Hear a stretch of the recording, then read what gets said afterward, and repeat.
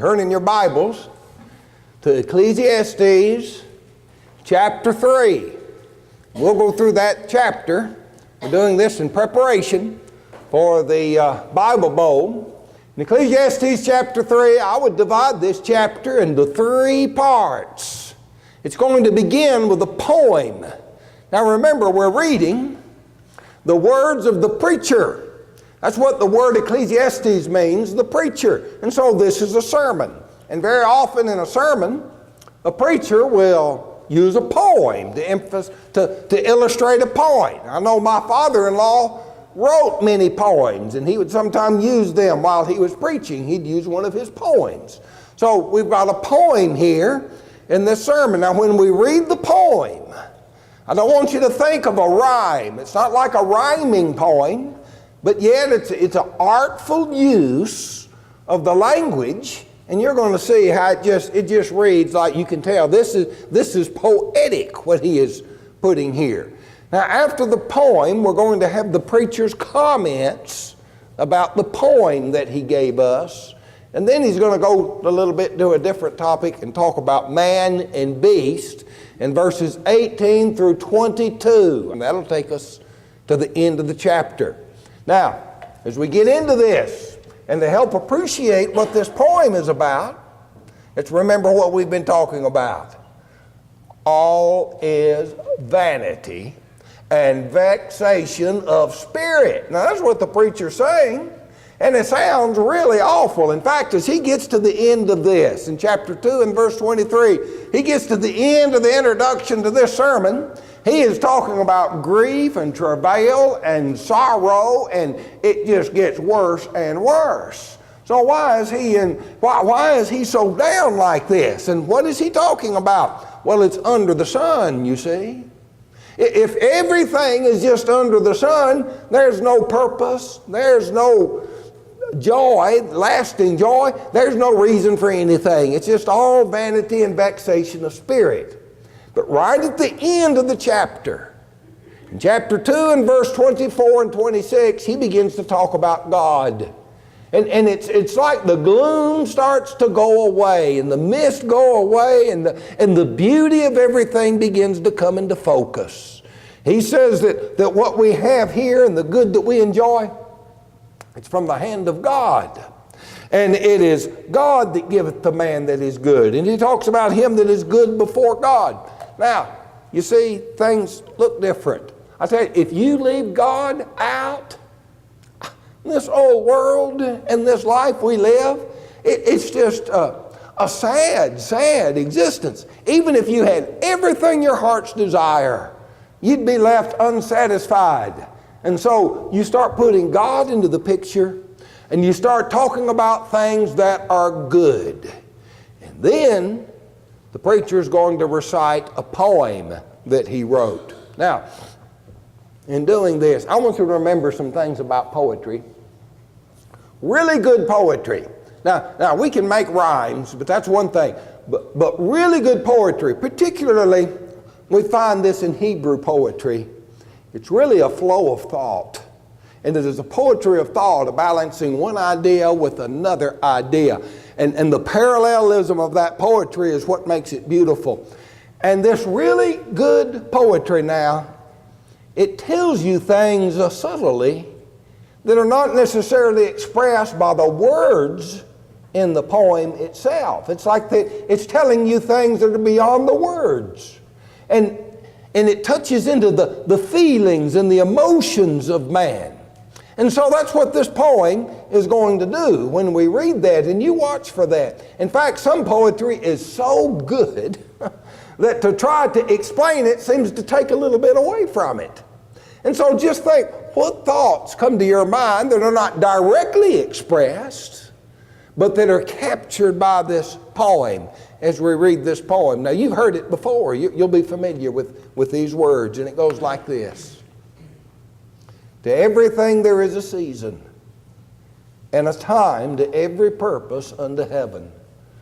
A time to be born, a time to die, a time to plant, a time to pluck up that which is planted, a time to kill, a time to heal, a time to break down, a time to build up, a time to weep, a time to laugh, a time to mourn, a time to dance, a time to cast away stones, a time to gather stones together, a time to embrace, a time to refrain from embracing, a time to get, a time to lose, a time to keep, and a time to cast away, a time to rend, and a time to sow, a time to keep silence, and a time to speak, a time to love, and a time to hate,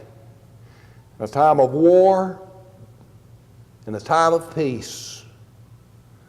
Now that poem expresses something to you that is beyond what's not in the words directly, but indirectly that leaves us with some thoughts. I'm going to share a few of my thoughts on this poem. I want to go back to the beginning, and it talks about a time and a purpose. You remember? Without God, everything is vanity. And you remember what vanity means? There's nothing to it. It's empty. It's meaningless. Now you put God back in the picture, and it all has a purpose. I sometimes hear people say there's a reason for everything. Well, sometimes the reason for some things is because people weren't too smart and some bad things happened, so I guess you could say that. But what they mean by that is there's a purpose for things. And there is a purpose. Now, I don't know if you're going to say everything has a purpose, but there is purpose in life. And as we go through life and realize that there's purpose, then that kind of changes how we look. It's not vanity and vexation of spirit anymore. Now there's purpose. And also the time. The way the times change. Now we see this.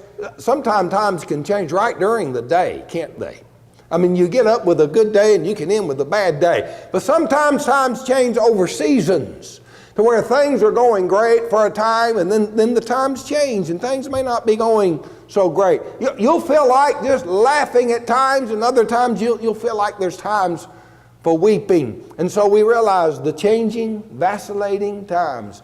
You could call this a poem on the vicissitudes of life.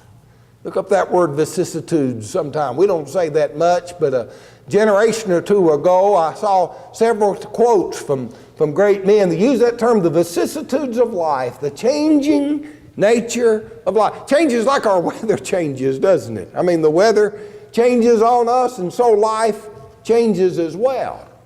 And so the changing times, and yet in the midst of all these changing times, there's purpose. There's one other thing I want to point out about these times, and I think it kind of unlocks the significance of the poem here. And that is that line that says, there's a time to keep silence and a time to speak. I guess of all these times, this is the one that I've struggled with the most. And surely you have too. You just know there are times when you have said something, when you think about it now, it'd been better if I just stayed quiet. And then there's other times maybe where you didn't say anything and you look back on that and said, I should have said something. And it is hard to know, isn't it, what the best thing to do. Should I say something here, or should I just keep silent about this here? And it's hard to know how to always judge that, and I've struggled with that before. But now start applying that idea to these other times in this poem. How do we respond to life? And it takes great wisdom to know an appropriate response to the things that happen to us in life. Some people get all out of whack because they do the wrong things at the wrong time, don't they? And if they learn how to do things in accordance with the change of times and things that are appropriate for the time, why, life is much more beautiful when it's done that way. And so those are three things I see in that poem that come to my mind. But now the preacher himself is going to tell us about this poem in the verses that follow. And so we read in Ecclesiastes 3, 9 through 13, what profit hath he that worketh in that wherein he laboreth? Now that's the context. That's the context for reason he gave us this poem. And that's what he's been talking about in Ecclesiastes, isn't it? What good is any of it? So what profit is there? Now let's don't forget, that's the question that we're dealing with. He says, I've seen the travail which God hath given to the sons of men to be exercised in it. You know, life is a challenge. Life is a travail. And figuring life out can be difficult. And God has given us this task of trying to find meaning and purpose and fulfillment in life and getting through life. Even though that's difficult, that is a travail, that's what keeps us going. That is part of us that feeds our spirit to be exercised in that and to understand that and to contemplate that. So he says this, he's made everything beautiful in his time. Now don't get this idea like the song, who was it that sang everything is beautiful in its own way? Well, it doesn't say everything's beautiful in its own way. He said everything's beautiful in its time. And so think about in its time. It's talking about the appropriate actions to take at a given time. And someone that knows what to do at the right time, that is just so beautiful to see that. Someone that knows when to speak up and when to keep silent. Isn't it beautiful to see how someone knows how to do that? And so that's the significance here. In all these changing times, there's appropriate responses that are beautiful responses to the changing times. Now, he hath also set the world, he has also set the world in their heart, so that no man can find out the work that God maketh from the beginning to the end.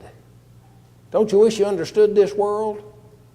You just think of all the things there are in this world. You'll never grow tired of trying to see it and understand it. I mean, you take any field of endeavor, and there's always more and more and more to learn. And it's in the heart of man to try to make sense of all these things we see in the world. And yet, we don't know how it began. God began it.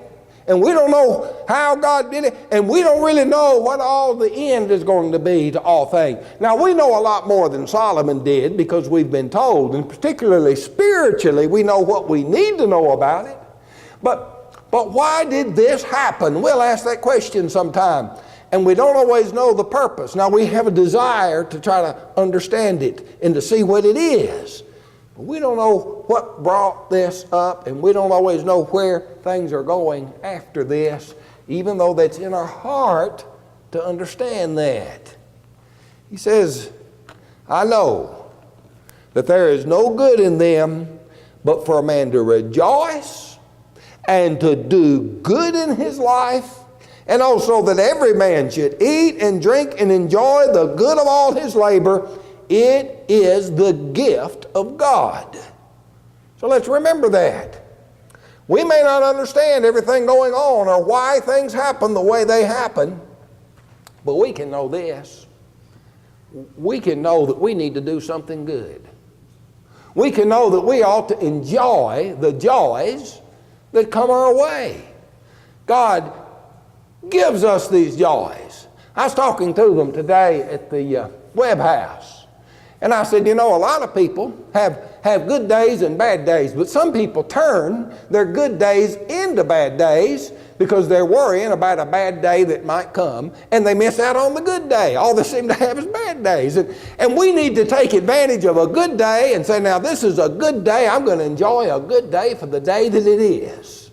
And if tomorrow is a bad day, take care of that tomorrow, and don't let the idea that tomorrow might be a bad day spoil the good day that you have, you see? And so that's what he's talking about here. And that's because we recognize now God gives us these things. He gives them to us for our enjoyment, and we ought to take the good out of it, and we ought to do something good with it. That's what Solomon is talking about now, the secret of life and how to live a good life. He goes on, I know that whatsoever God doeth, it shall be forever. Nothing can be put into it, nor anything taken from it. God doeth it. The men should fear before him. Think about that in contrast to the poem that we read about the changing times. Listen, the times change, but God does not change. In him there is no variableness, neither shadow of turning. God is always the same God, and he's that anchor we can hold to that's going to be constant and steady all the way through all of the changing vicissitudes of life. God stays the same. And what he does is forever. It's not like what we do. What he does is forever, and it's going to be just the way God says it's going to be. And so that's part of this. Now he says, that which hath been is now, and that which is to be hath already been. We talked about that in the previous chapter. No new thing under the sun. And when the times change, now you just remember this. That's not a new thing. The times have always changed. People have always gone through good times and bad times. People have always seen times of war and times of peace. And if you're not facing big challenges in your life today and everything is just wonderful, enjoy that day. But let me tell you, the challenge comes. And if you're facing the challenges of life, don't think that's all life is about, because the good days come following. And so the days change, and it's always been that way. And so that is not new. Now, how we respond to life is something we're going to be held accountable for. It says, God requireth that which is past. And moreover, I saw under the sun the place of judgment, the wickedness was there. And in the place of righteousness, the iniquity was there. I said in my heart, God shall judge the righteous and the wicked. I know you've seen it. Some great trial. You know the fella's guilty, and they let him off. Some of us have watched on TV, people can get away with murder. And we know this is an injustice that has taken place, because in the place of judgment there is perversion on this earth. In the place of righteousness, I mean, you ought to be able to expect a preacher to be a good man, and yet we've all known many preachers that wound up to be very sorry people. Some of the most awful people, they were doing it in hiding, and yet everyone thought they were a great man, and then look what happened. Well, that's the way it is on this earth. But the thing is, see, God's going to take this into account. We might see injustice done on this earth, even by those who are responsible for implementing justice. But we know there's a Supreme Court greater than the Supreme Court. One of these days, God's going to take it all into account, and he's going to do it at the right time. And so God's time comes. There's a little poem about that I remember the line in it, where it says, the wheels of the gods grind slowly, but they grind exceeding small. And so people don't get away with wickedness. They might think they do, and they might even die thinking, well, boy, he got away with that. But there's a judgment to come where God's going to judge, and he'll judge all things in his time. And so he says, there's a time for every purpose and for every work. And those times are in God's hands. And there's purpose to those things. And so that's why the preacher gave us this poem. And then you have his comments on that poem that follow. Now let's take up a little different subject. He's going to start talking about man and beast. And this is one of those passages that can cause people some consternation, because they're not thinking about what he is saying here in context. I want you to remember, whenever you read something in the Bible, that it's going to be able to fit into everything else the Bible says, because God's the author of the whole book. And so sometimes you read something and you'll think, well, you know, that just doesn't sound right. And what I'm about to read, that's what you're going to think. You're going to think, well, some of this doesn't sound right. But you've got to put it in context. And remember, one of the things this preacher is doing is talking about, what if it's just all under the sun? What if God has no dealings in this and no business in this? Now, if all we can see about life is just what's under the sun and nothing spiritual is involved, then read these words. And that's the assumption, that's the viewpoint the preacher's taking often in this book of Ecclesiastes, and that's what he's about to do here. And that explains why he says what he says here. When he said, I said in mine heart concerning the estates of the sons of men, that God might manifest them, that they might see that they themselves are beasts. And when you read that, I want you to understand, he's talking about they themselves by themselves. You know man's not just a beast.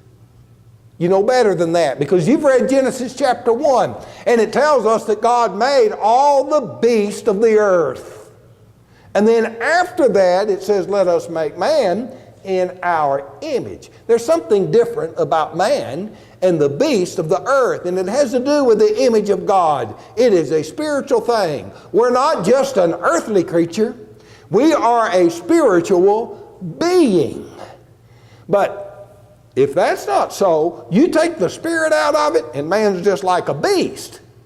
And that's what he's talking about here. They themselves by themselves, we're just beasts. I tell you, that's what they teach our kids in school, isn't it? That we're just evolved from beast, and we're just a little further down the evolution string than the monkey. And he's just a little further down than the dog, and the dog just a little further down from the worm, and we're all just beasts. And no wonder people act like animals. Well, that's not what we are. We are made in the image of God. And that sets us separate from the beast. But if there's no God, we're just beasts. And so he goes on, for that which befalleth the sons of men befalleth beast, even one thing befalleth them, as one dieth, so dieth the other. Yea, they have all one breath, so that a man hath no preeminence above a beast. For all is vanity, and all go into one place. All are of dust, and all turn to dust again. Now, you know that's not right when you read that. You know something's wrong here. Because didn't God say, I'll give to man dominion over all the beasts of the earth? He did. So there is preeminence in man. But again, if you take the spiritual things away, there's not. And it emphasizes the need for something spiritual, something beyond the stars, instead of just something under the sun.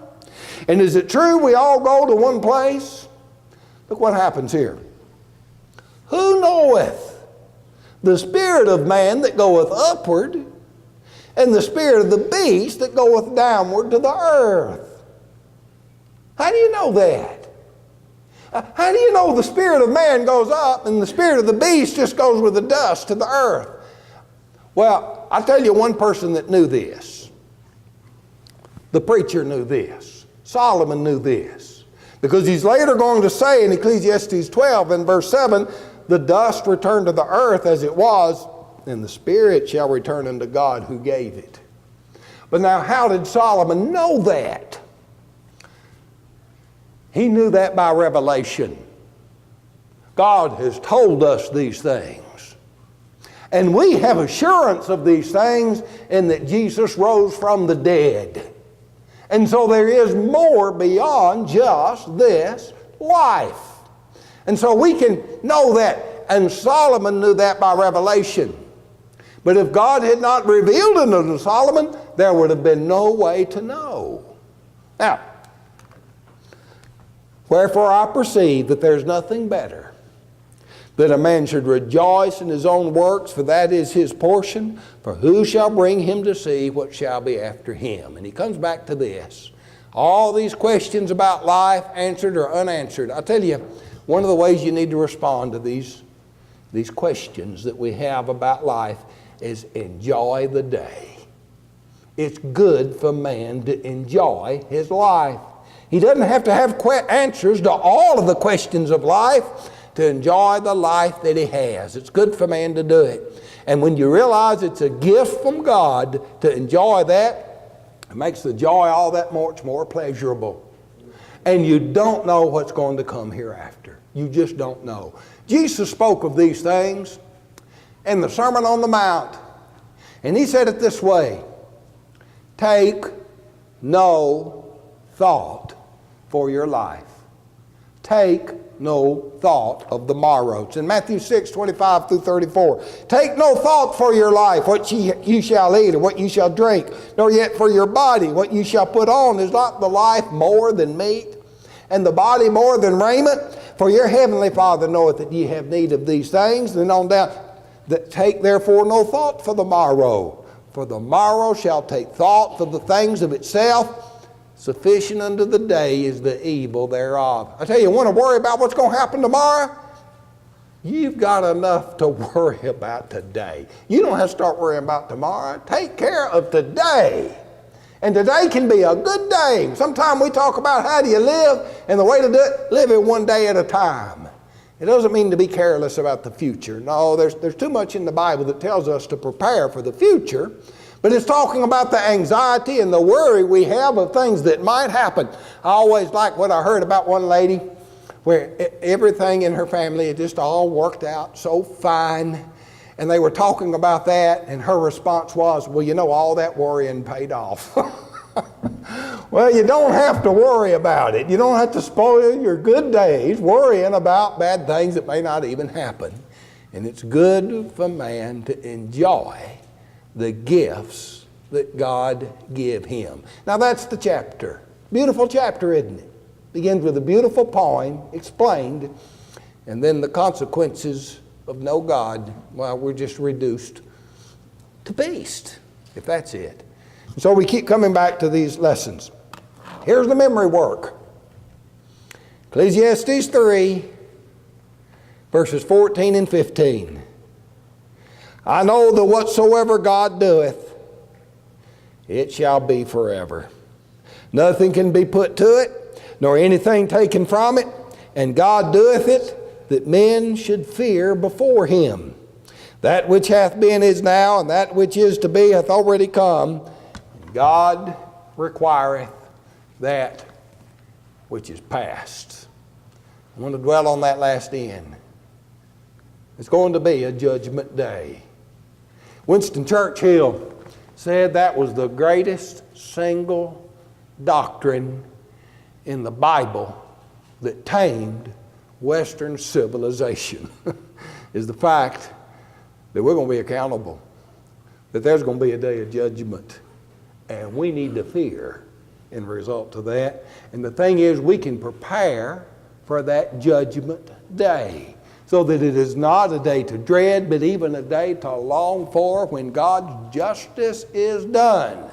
And it won't be because we have never done anything wrong, but because we understand that Jesus died that God might be gracious to us, and we can know we have been forgiven by a loving God and can stand before him on that judgment day without that fear and trembling of those who have spent their lives neglecting him and fighting against him. So that's why we want to preach the gospel. The good news is that the righteous can stand in the day of judgment. And so you need to hear and believe and obey the gospel of Christ. And that means turn from your sins and confess his name before men and be baptized into Christ and come up out of that water and live a new life and faithful service to him all the days of your life. And you'll have a gracious, loving God waiting for you in eternity. And so life does have purpose after all, doesn't it? Well, there's the chapter of Ecclesiastes 3. And if you need to respond to that invitation, then do it as we stand and sing.